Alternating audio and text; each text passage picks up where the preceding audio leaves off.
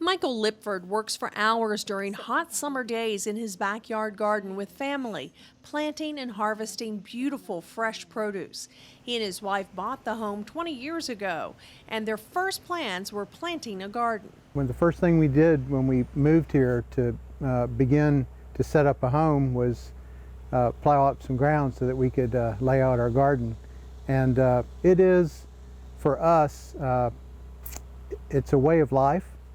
It's a way for us to be able to produce food with our own hands, and my wife being able to preserve it.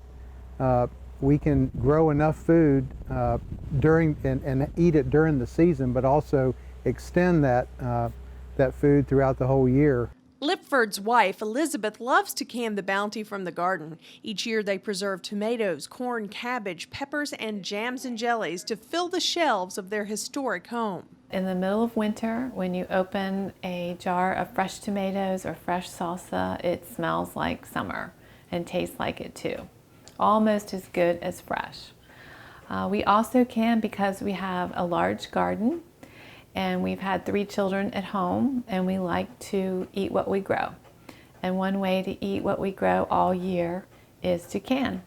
10 years ago, the family decided their hobby of canning was very successful, so their children entered their canned goods into the State Fair of Virginia. Every year or every other year, we will have an entry or two. If we're happy, particularly happy with a jam or a tomato or salsa or pickles, we'll compete. And how have you done? We've done pretty well. Our grape jam got a blue ribbon one year, and that was fun. I'm still trying to get the blue ribbon for the salsa. We've gotten second and third, but I'm still trying for a first. Maybe this is the year. Maybe this is the year. Elizabeth's favorite food to can is salsa. We grow everything in the garden: the tomatoes, the sweet peppers, the hot peppers, the onions, the garlic, the cilantro, and it's just fun. The whole family gets involved. We will have salsa Saturday. Everybody, all hands on deck, in here chopping and making salsa, and it's so good.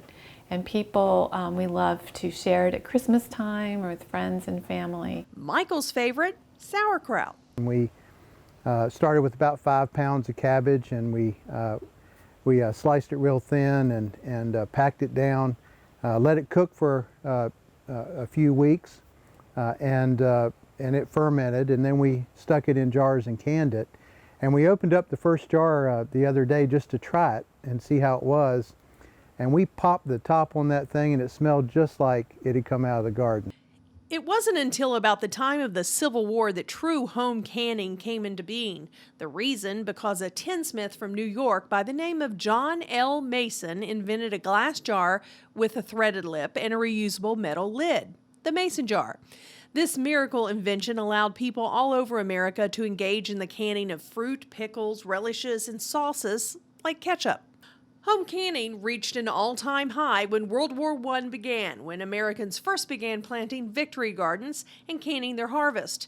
People did the same in World War II. Some towns even had their own community-run canning centers, which provided the equipment, supplies, and expertise that allowed people to can mass quantities of food safely and efficiently. In 2014, almost 450 canned goods were entered into the State Fair Virginia Preserved Foods competition. For information on this year's competition, go to statefairva.org. Reporting in Goochland County, I'm Sherry McKinney.